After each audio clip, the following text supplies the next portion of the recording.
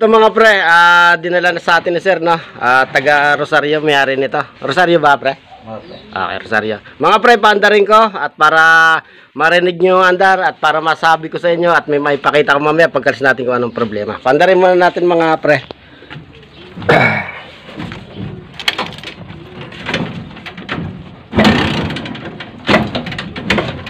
Dulas Yan.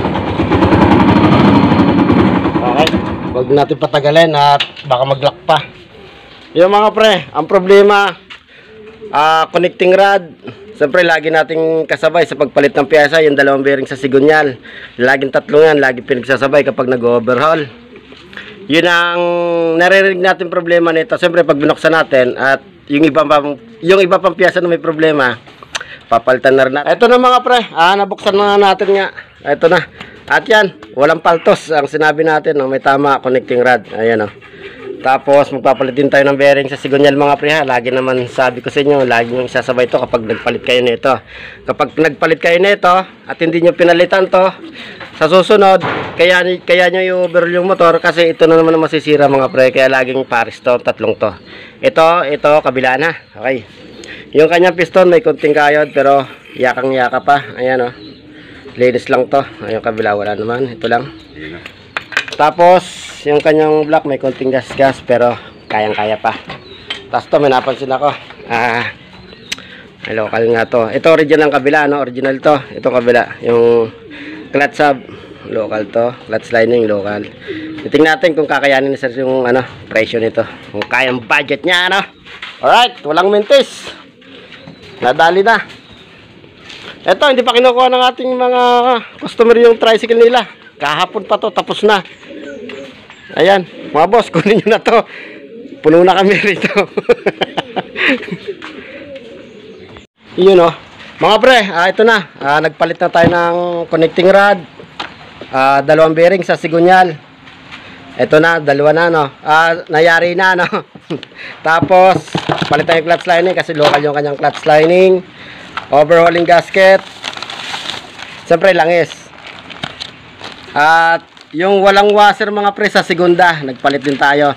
Tapos yung konya na centrifugal mga pre, yan, oh. Ayan. Nakalagay doon, iba kaya ang hirap tanggalin. Ayan, pinalitan natin, babalik na natin sa original. Clutch sub, nagpalit din tayo ng clutch sub. Ito, yan, original yan. Gasket maker, ayan. Tapos, tiyaran. Okay. Nagdagdag tayo ng washer sa to mga pre. Ilalagay natin to sa pagitan ng sa loob ng clutch housing at saka sa likod ng clutch sub mga pre. Ay, clutch wheel. Ayan. Okay, buuin natin to. Nga pala ito. Ito, CT125, nagpalit lang ng clutch lining, no. At ito papakita ko sa inyo yung ito. Para may idea kayo. Ito, mga pre. Ito yung ito yung clutch housing ng CT125 kalog mga pre, oh. Diba? Papakita ko sa inyo kung paano tayo dumiskarte sa ganitong problema ng clutch housing. Mga pre, hindi na natin tatanggalin yung rivet, higpitan na lang natin yan. At ito, clutch lining din, CT125, okay na siya. Ito. Ayan. Mamaya ito, pahulin natin to. Bago labas sa kasa. Tapos, sa pamayari nito. Shout out sa motor mo, bagong labas sa kasa. Ayan, oh. Kakalka. Upisan natin. Mga pre, hindi ko na ipapakita sa inyo pagbuo nito, ha. Sa CT100. At marami na tayong video nito. At yun lang din ang ating gagawin. Yung sa clutch housing ng CT125, papakita ko sa inyo. Ito naman, wala pang alog sa tingin ko. Sa CT100 ito mga pre, wala naman. Game!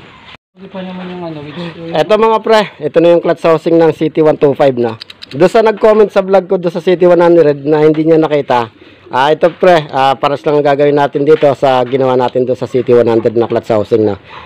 At ganito lang mga pre, para hindi na tayo mag-revet nito. Sige pre, hawakan mo.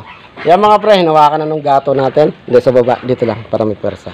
Basa pumitik yan, Hindi, relax ka lang kung sagot kita. Sagot kung tama na. Ito mga pre, Okay? Ayan oh, wala nang kakulog-kulog mga pre. Papasok nyo lang flat screw dito sa ano, sa gitna tapos pihitin nyo. Ika nga mga pre, pabubukahin lang. Alright, isa pa. Okay, kabila naman.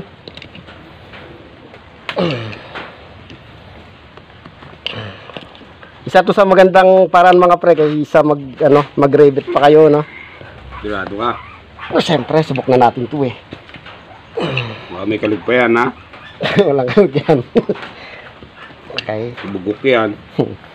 Okay. Okay mga pre. Testingan. Yun no. Wala na oh. Tsaka maikpit na siya mga pre. Bumuka na yan eh.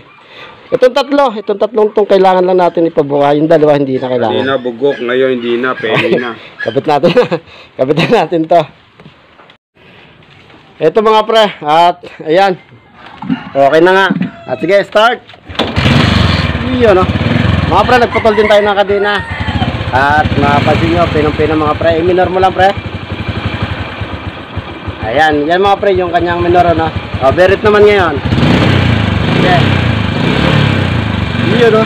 At napansin nyo mga pre, matindi talaga sa pare maglinis. Linis na linis. Sa shoutout natin yung mga kaibigan no. Yun no. Boss, shoutout sa'yo. From Rosario oh. Tayo. Yun. Bali yung mga nagawa natin, mga kasabay nito, tapos na. Ito na lang hindi pa. May isa pa pala. Ito, kinakatay pa namin. Troubleshoot pa natin. Ayan o. Yung badya. Ayan. Okay. At hanggang dito na lang tayo. Sa lahat ng nagtitiwala, shoutout sa inyong pagkakarami. Salamat.